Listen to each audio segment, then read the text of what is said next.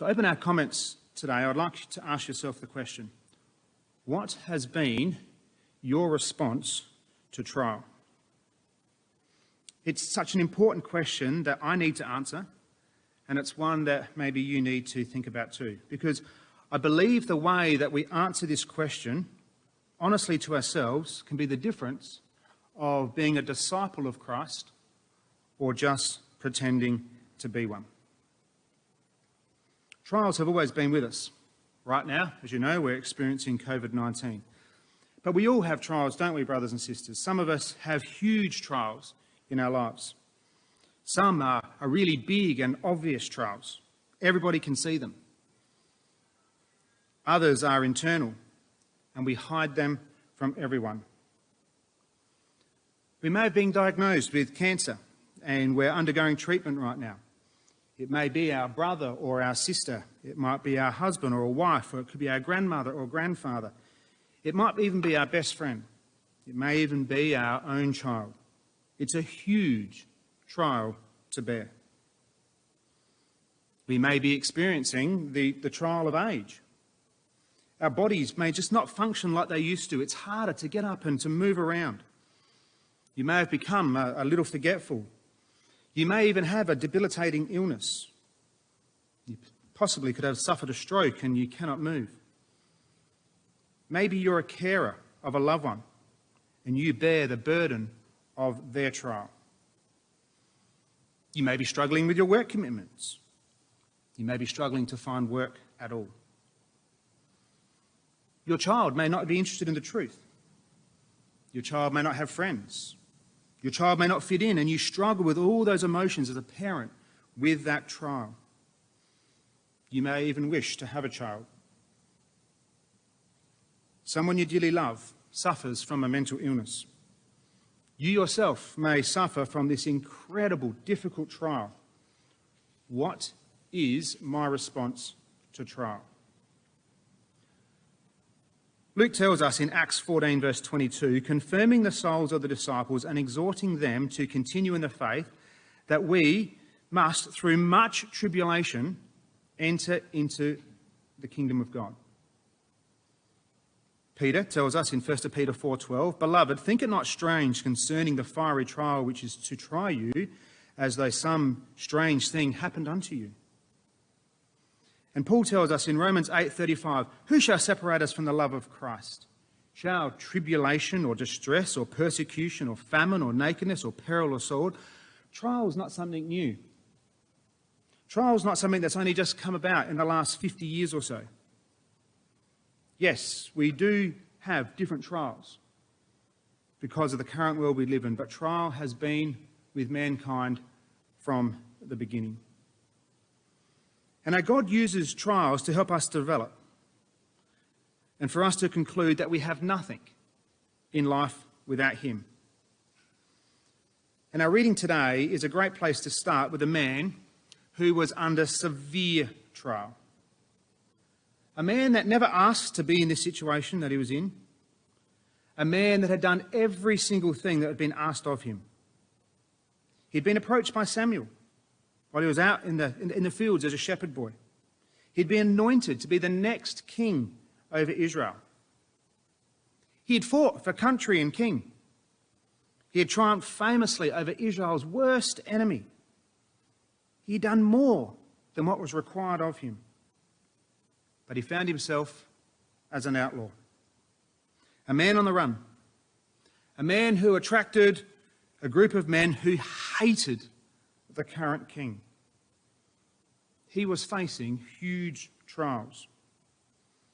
And it was these trials that sometimes clouded his judgment. Just come back with me to 1 Samuel 21, which is the background to Psalm 34.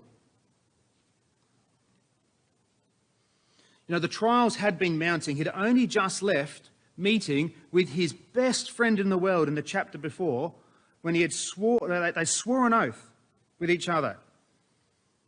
And he now fully understood that Saul wanted nothing else but to kill him. That's a big trial, isn't it, brothers and sisters and young people? And he flees to Nob. And as we can see there in verse 1, And he's there, he's had this discussion with Elimelech. And he's given the hallowed bread, as it says there in verse 6. And let's pick up the record from verse 8. And David said unto Elimelech, And is there not here under thine hand spear or sword? For I have neither brought my sword nor my weapons with me, because the king's business required haste. David knew there was a sword there, because he had put it there back in 1 Samuel 17, verse 54, after he had defeated Goliath. This trial that he was facing right now was clouding his judgment. He was so worried because Saul was hunting him. And in verse 9, he was given a choice. He had to make a decision. To get to the sword, the ephod had to be moved out of the way, and he was given a choice. To use the ephod to ask God what he should do, or take the sword. And on this occasion, we can see from the last sentence there in verse 9, there is none like it, give it me, he says. And David arose, as it says there in verse 10, for fear of Saul. And he goes down to Achish. And then again in verse 12, after hearing the words of the Philistines had slain his 10,000s, he was sore afraid of Achish that day. And he changes his behaviour, and he acts mad to try and save his life. What an intense trial to be under, brothers and sisters and young people. His trial was so great, he thought that he had to act mad to save his life. How do we respond to trial? Well, David pours out his heart back in Psalm 34.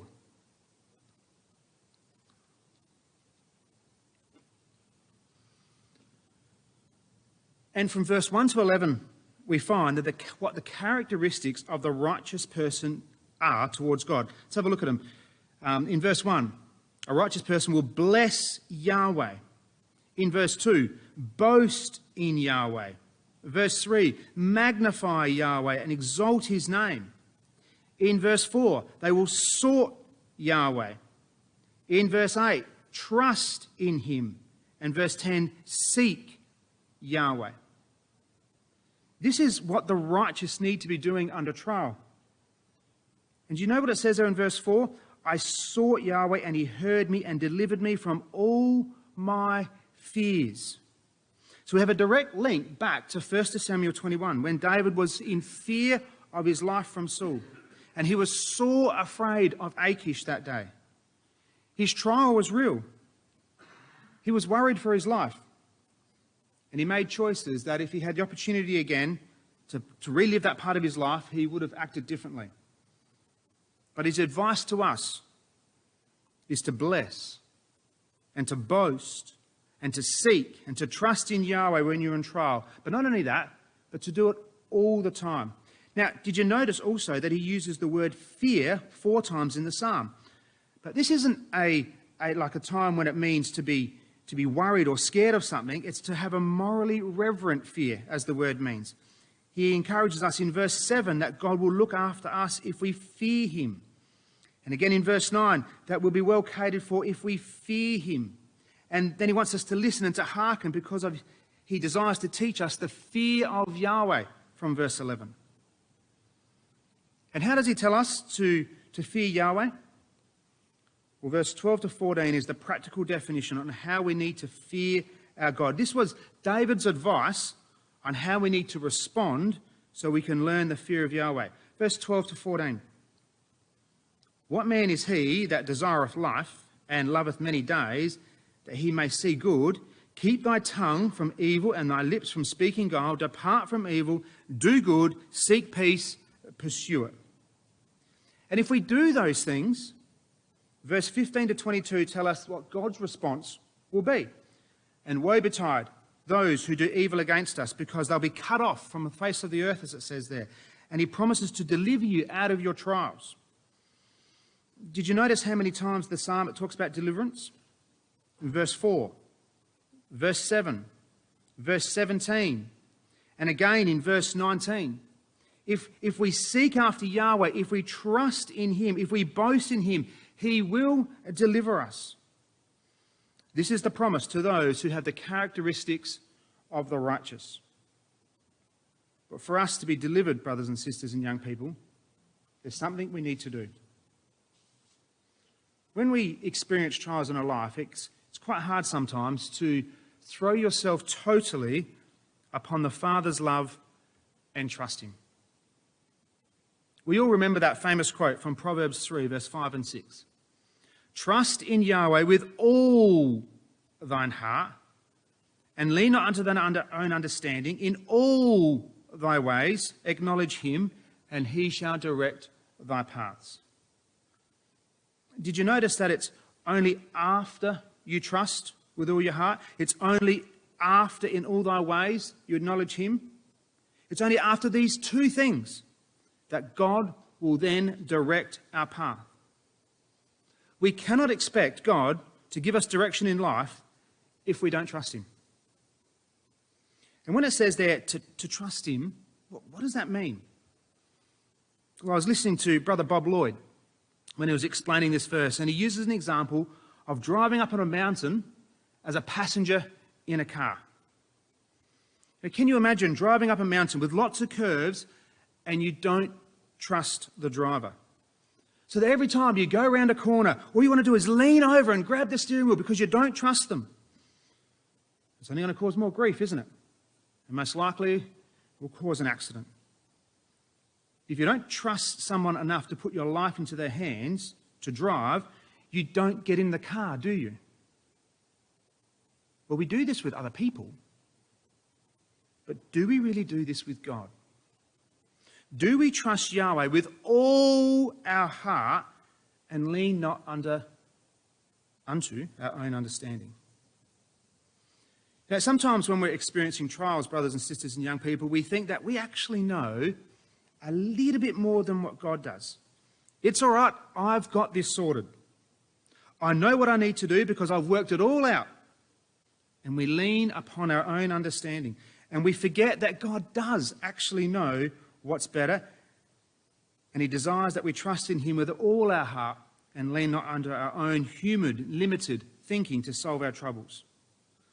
Is this one of the ways that we respond to trials? God, I understand that I'm going through a trial right now, and I'm going to trust you. But I'm going to just do a little bit of this first. And if that doesn't work, I'm just going to do a little bit of that.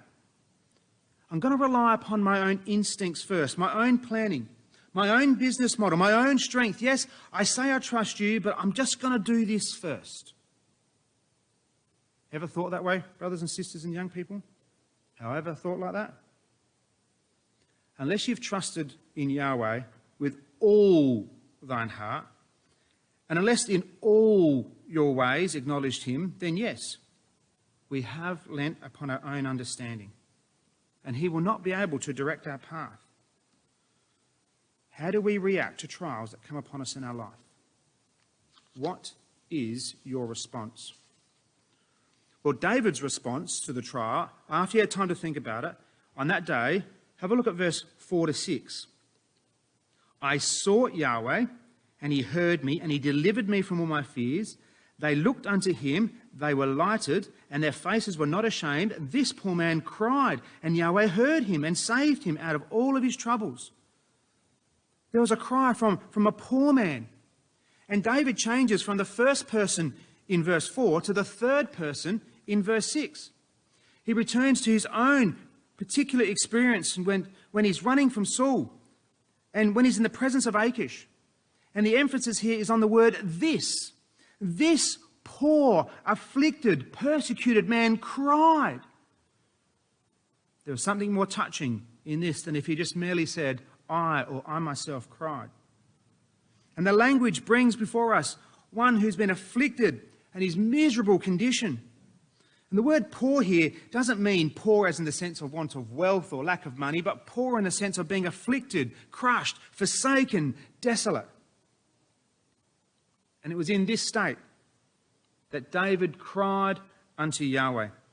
And it says that Yahweh heard him and he was saved. Just cast your eye over to verse 15.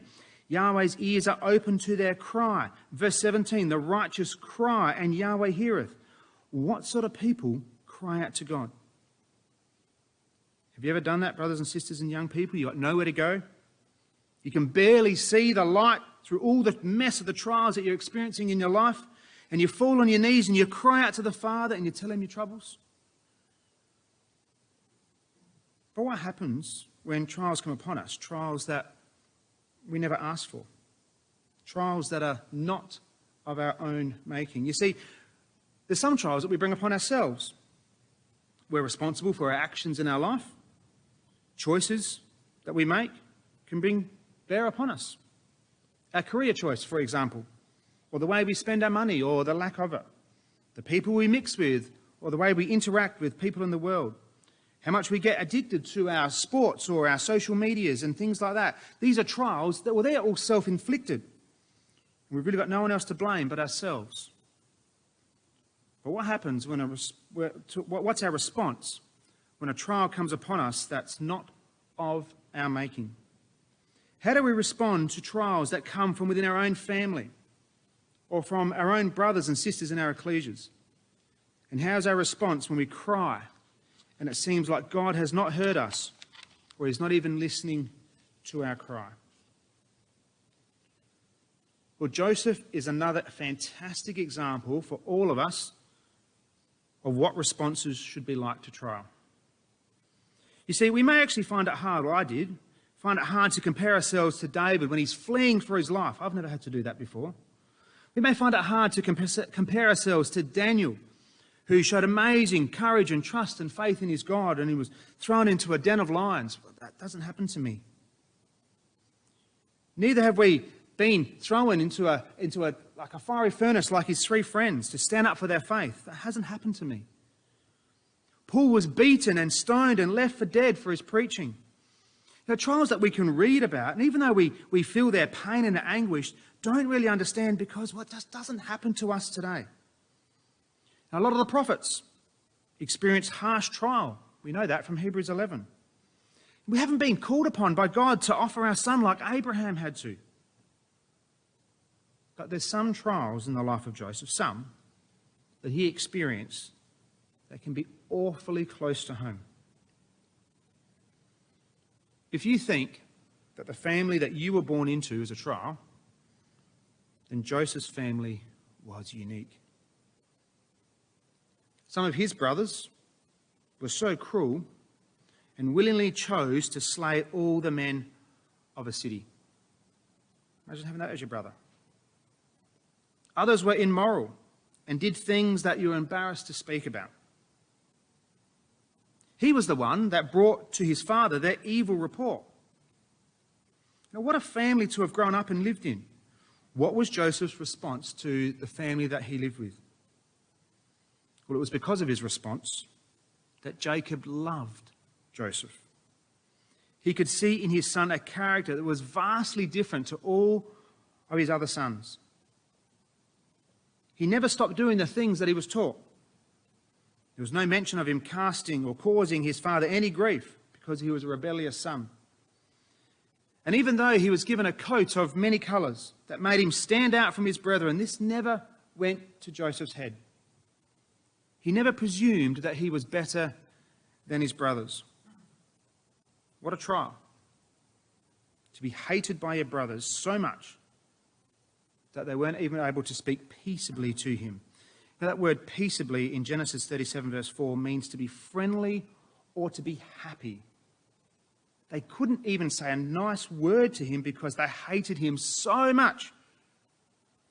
And if that wasn't bad enough, when he told them their dreams, they hated him yet the more. What was his response to this trial? He never complained. He never fought back. He continued to be diligent in what he had done, what he did for his father.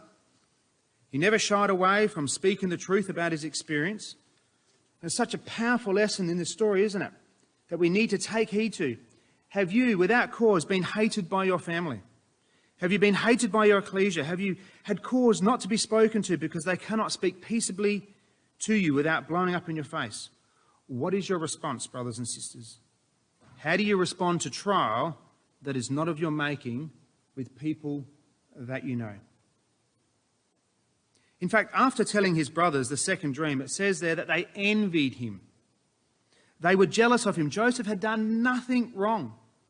He was loved by his father. And because of his exceptional character, he was hated and envied by his brothers. And today we're focusing on what our response to trial is, but just for a moment, just have a think about how we can treat others. The way the brothers treated Joseph was terrible and appalling. We would never act that way, would we, brothers and sisters and young people? We don't dislike our brothers or sisters. We don't envy our brothers and sisters, do we? We never get jealous because they seem to be liked by everybody else. We would never choose to not talk to someone because they might be able to do something better than what you can, or because they're always doing the right thing and this annoys you because you think they're just a little bit too self-righteous.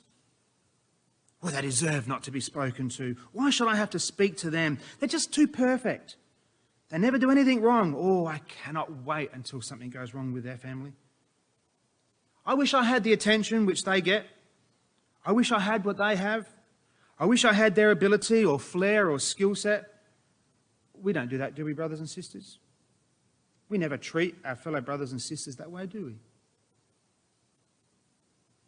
Things got so bad for Joseph that even when they saw him afar off, they conspired to slay him. This is how far these brothers had sunk to. They were happy to get rid of their little brother. A young man of about 17 or so, a boy who was a parent's dream child. Always did what he was asked. A boy who showed respect to his father and respect to all of his family members. A young man who had no idea that his life was about to change and he was about to experience a trial like he had never experienced before. You know, if it had been me who'd been sent out to find out how my brothers were faring, got experience this, I got, a few of them, and I'd been bullied and hated like he was, I would have found every excuse under the sun not to go. And if I did go, and I didn't find them where they were supposed to be, I know what I would have done. I would have returned home and said, well, they're not where they were supposed to be, so tough luck. But that was never his attitude, was it, brothers and sisters and young people? His response to trial is one we need to be like. He never questioned his father's request to seek out the welfare of his brothers, the brothers who hated him, and he diligently went about his task. So he was taken, he was thrown into a pit, and he was sold into slavery by his own family. What a trial. Now, I find this somewhat difficult to comprehend. How could you even sell, sometimes I'm thinking about this, but your brother into slavery? Our human nature and our own human pride will allow us to do things that are inherently evil. And if we allow them to rule our lives, then we'll behave in ways that we're not seeking the righteous of Psalm 34. And unless we change, we're only pretending, really, to be disciples of Christ. So with chains around his legs and his hands, Joseph was marched off into Egypt and he was sold as a slave. He's now under intense trial. To be treated as a slave was terrible. They were treated like animals, they were put on show, they were taken by the highest bidder. We know what happens. He was bought by a man who was the captain of the guard, Potiphar. He was taken back to his house. So from one trial to another, and now he's a slave, he's set to work, and it becomes abundantly clear that he's very diligent, industrious, conscientious, hardworking. And by the time we get to Genesis 39 and verse 6, we find that he's recorded as a goodly person and well-favoured. His trials had seemed to ease just a little bit, and even though he was a slave, he was well catered for, he was well looked after, and it was comfortable. But it's times like this that trials seem to come upon us and they sneak up on us. They seem to hit you before your eyes, right in front of you, and they're right there. And this is exactly what happened to him. And he experiences the trial of appealing to the flesh. A trial we all face. Some way we face it every single day of our lives. But his response was amazing. And he flees from the house. Things didn't go well for him as an interrogation, if there was one. He was accused of things he never did. He was falsely accused of doing things he never actually did. He was not listened to, And what he had to say was not important. He was thrown back into prison, and his response was amazing. He never fought back. He accepted his state, and he was sent to prison. How do we respond to trial when we're falsely accused of doing something that we never did? The first human reaction is to defend our position, to stand up for ourselves and to shout and to scream to anyone who will listen that we are right and shout down the person who's accused you. This is hard, isn't it, brothers and sisters and young people, because I think all of us at some time in our lives have been in this position. We all feel let down. We feel gutted that someone would just do that to us. What is our response to that sort of trial? Was it fair that Joseph was to end up in prison for doing something he never did? In fact, he was trying to follow the steps that David encouraged us to take for the righteous person. And God heard him and chose for him his deliverance by allowing him to be locked up in prison. How do we respond to a trial of false accusation? Now, in all this, God had a greater plan in store for Joseph. It's just that he didn't know about it at this stage. And after being able to interpret the two dreams of the butler and the baker, he was then had to wait another full 2 years before the trial of being in prison was lifted, and he became second in command in Egypt. And I find that Joseph's response to his trials in his life are truly remarkable. Not once does the record tell us that he complained or fought back. But he shows a lovely spirit to them all, a lovely spirit that we need to emulate. But it's the trial of being sold into Egypt and when he's being thrown into the pit that I want to have a little look at now, because there's something there that, we may have experienced in our lives at some point. Just come back to Genesis 42. The famine was sore in the land. And Jacob sends his 10 sons down into Egypt to buy corn. And Joseph would have known by now that his brothers at some point would have to come down and buy grain. I can imagine him there being involved in his duties as second in command in Egypt, making sure that the grain was all being delivered fairly, and then watching and seeing this group of men come down towards him. He knew who they were. They never recognised him. His emotions would have been raging inside of him. This was the first time he had seen them since that fateful day that he was sold as a slave. He was so concerned for his father that all he wanted to do was ask them if that he was still alive. What an opportunity he had to exact vengeance on them all for all the hatred and jealousy and the bitterness that they had against him. They didn't even recognise him. And God, it seems, had now given him a chance to punish them all for the evil that they'd done unto him. What's our response when we fall on our feet and those who have afflicted trial upon us are at our mercy? Questions were asked and answers were given, but I want you to have a look at the context for our comments today of Genesis 42 and verse 21. And they said one to another, this is the brothers speaking, "We are verily guilty concerning our brother, in that we saw the anguish of his soul when he besought us, and we would not hear. Therefore is this distress come upon us." How do we respond to trial when we call out and we're not listened to? Joseph had been pleading with his brothers. "Brothers, please help me. Let me out. Brothers, let me. It's hot down here. Brothers, please. Please can I have some water? Brothers, I'm hungry. Please help me." The ESV translator, when he begged us and we did not listen. He was so anguished. He was so distressed. He begged and he pleaded with his brothers to release him from the pit. But they wouldn't hear him.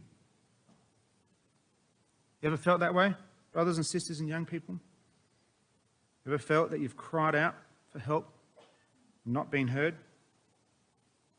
I'm sure that all of us have all felt like that sometime throughout our lives. We're at rock bottom. There's nowhere else to go, and we cry out, but no one around seems to hear our pitiful little cries. Our cries are ignored and no one listens, or our cries are internalized because we're scared. No one will want to listen. What's our response to trial? Well, no one answered, so I'm not going to bother to attend anymore. No one really cares about me anyway, so why bother? Nobody's called me to see how I'm going. Is this our response, brothers and sisters? You know, I've been guilty of that sometimes.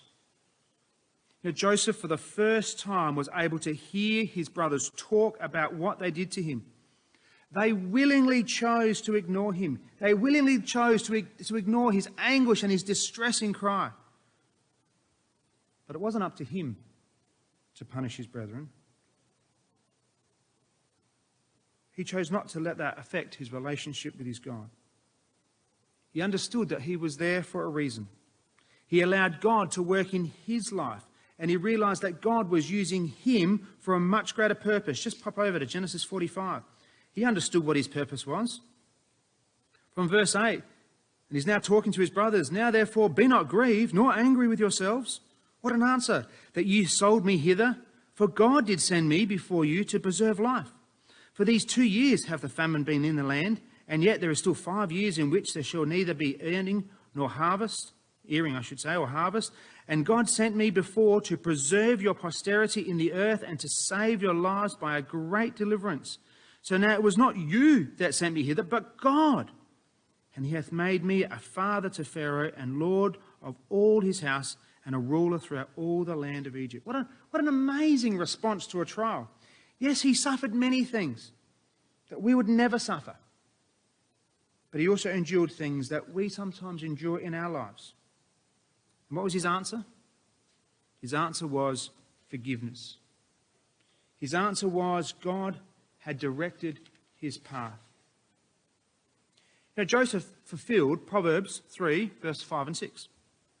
Trust in Yahweh with all thine heart, and lean not unto thine own understanding. In all thy ways acknowledge him, and he shall direct thy path.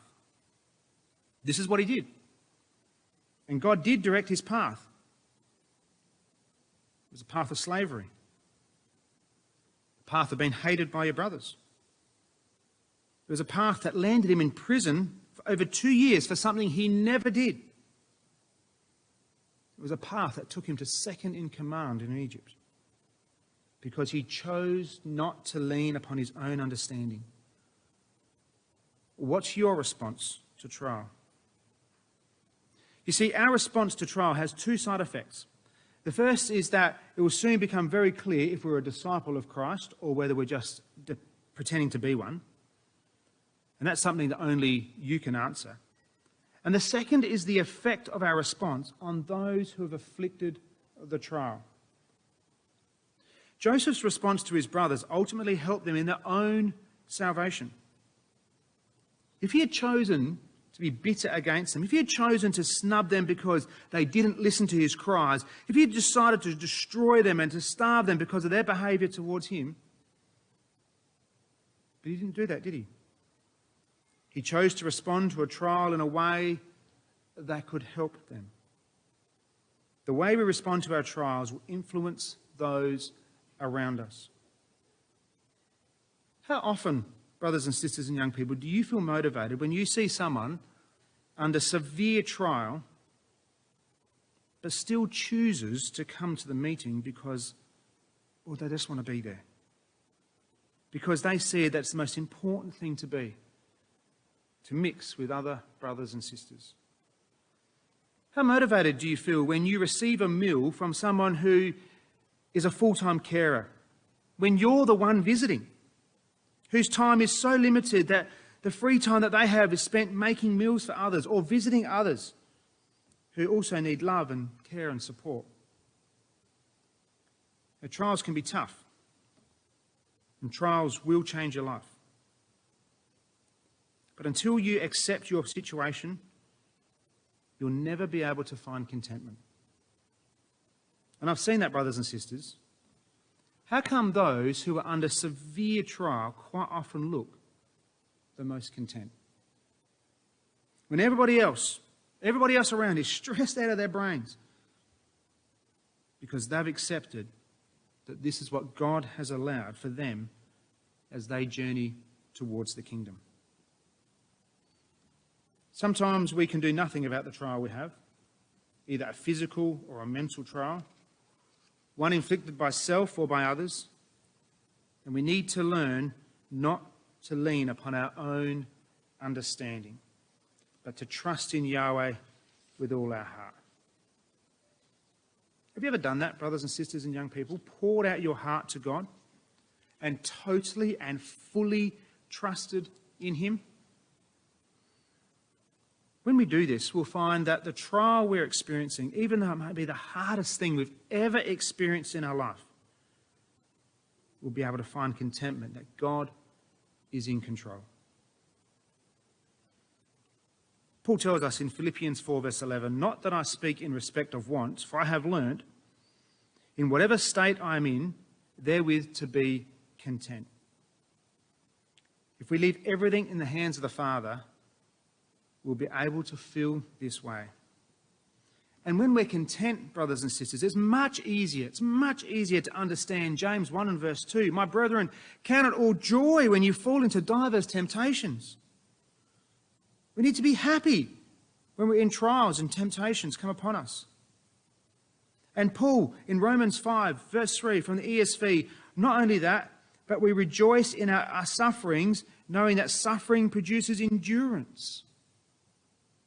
There's a reason why God allows us to suffer, and that is to help us form our characters, to find out if we are really a disciple of Christ or if we're just pretending to be one. Just come with me to 2 Corinthians chapter 1.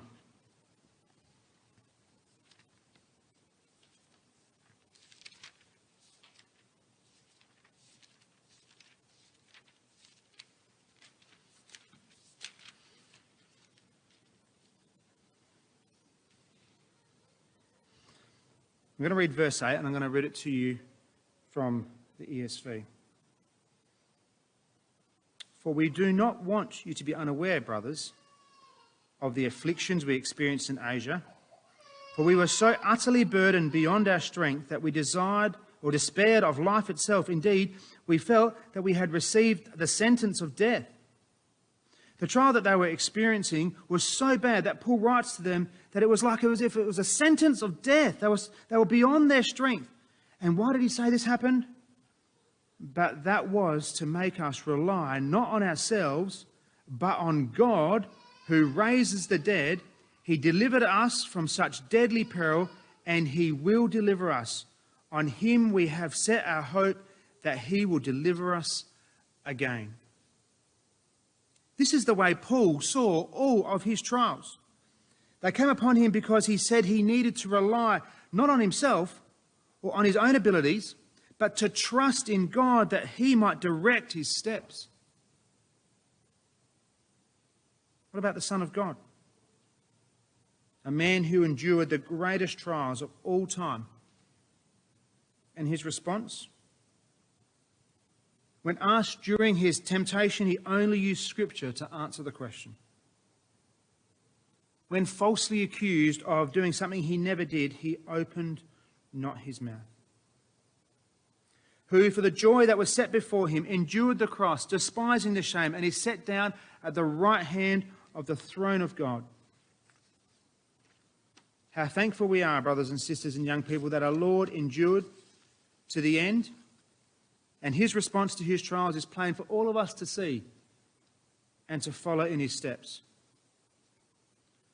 As we close today, ask yourself the question: what is my response to trial? And once you've done that, and you've looked and thought about the greatest man that ever lived, and examined your life against his, think about how you might respond the next time a trial comes along in your life, big or small, and be prepared to cry out to the Father and with all your heart trust in Him.